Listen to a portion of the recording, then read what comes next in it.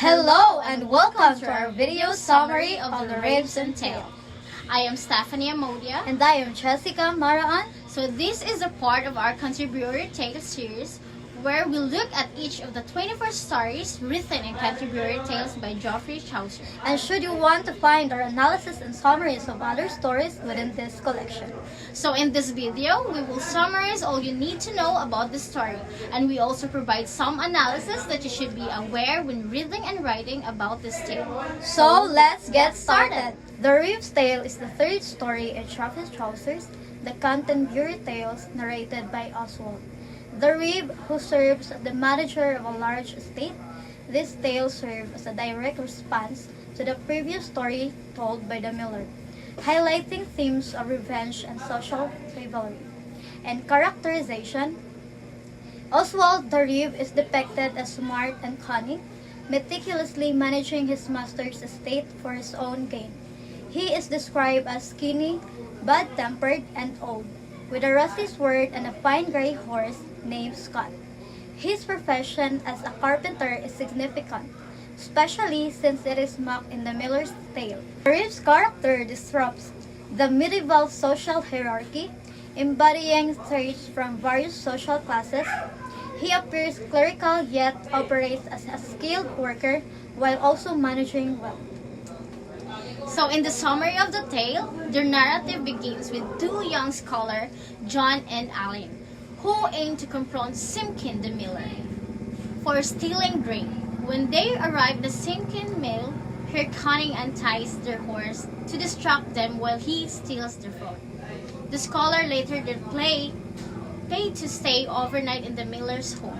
During the night, they plot revenge against Simpkin and his family.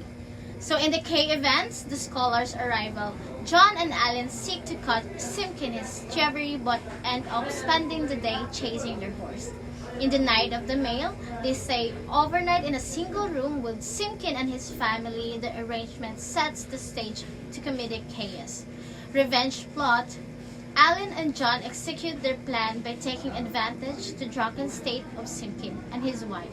Alan sleeps with Meline, the miller's daughter, while John inadvertently ends up in bed with Simpkin's wife.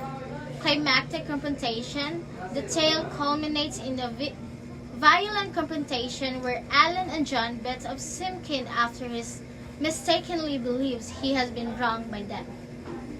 So in themes, the tale explores several themes.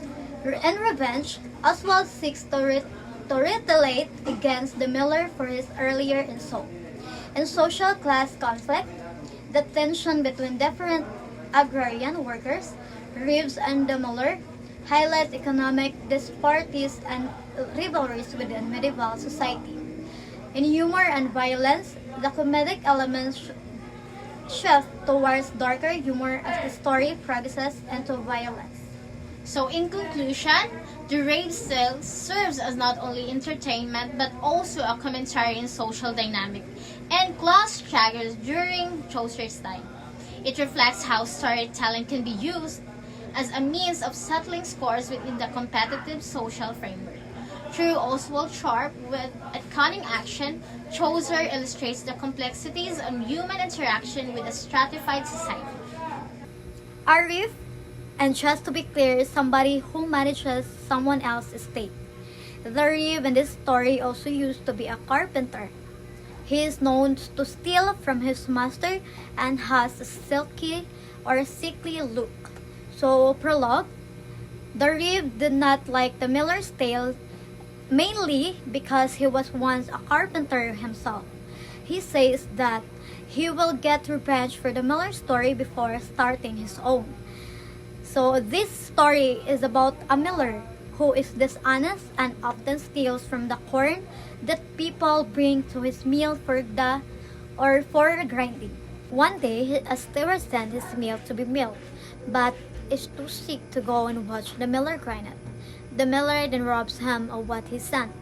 Two library students, John and Alan, hear about this and decide to make it right. They go to the mill to watch the miller grind. The miller knows what they're up to and their horse so that he can steal from them. They chase the horse and finally catch it after dark. Now that it is dark, they ask to stay at the miller's house. Then he agrees. The miller has a wife, 20-year-old daughter, and an infant. They have only 3 beds, so the miller and his wife sleep on the next to the cradle. The daughter sleep on one, and the 2 boys sleep on the third. The boys want to think of a way to get revenge on the miller. Alan declares he will sleep with the daughter. John does not join but doesn't want to sleep alone. He moves the baby's cradle closer to his bed. Then the wife goes out to relieve herself, and when she comes back, she mistakenly thinks John's bed is her own because the cradle is next to it.